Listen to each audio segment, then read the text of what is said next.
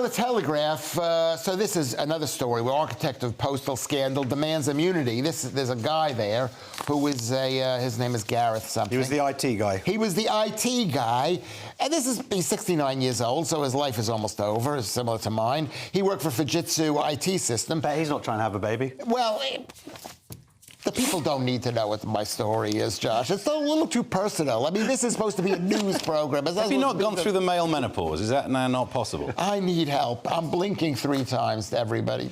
Anyway, also on the front page, Wait, hold on. I'm in the midst of a story here. Are we running out of time?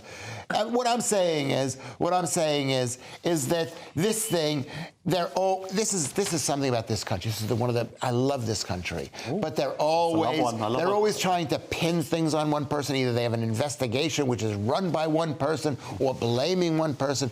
There were hundreds of people involved in this evil, including Fujitsu, which is... Well, there have been no legal ramifications for those people involved. There were obviously people, or it's apparent there are people who knew the system was faulty, still went ahead with prosecutions.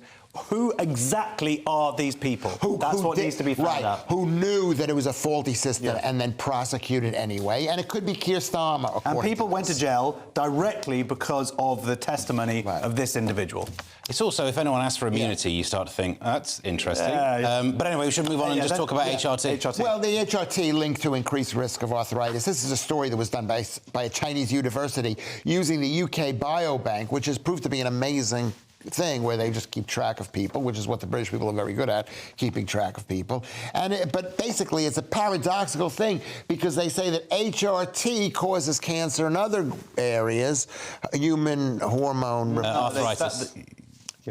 Originally, with cancer. They said it did, but then it turns out it didn't. It didn't. And then they're saying that maybe it might actually be not necessarily beneficial. Anyway, what this story is, and we haven't had a chance to read it as closely as we can. I read it. But I don't trust it. Josh, can we get those words in an order that makes sense? OK, so HRT and other factors, including having 4 kids and starting your period menstruating earlier than 14 and various other factors are linked to, in later life, getting arthritis, which can make life very difficult. Arthritis already affects women more than men. Yahoo! But the question is, I guess that some women, they haven't worked out the scientific reasons why. There's a causal factor or whatever it is. But at the same time, HRT is, for many women, including my wife, an absolute lifesaver.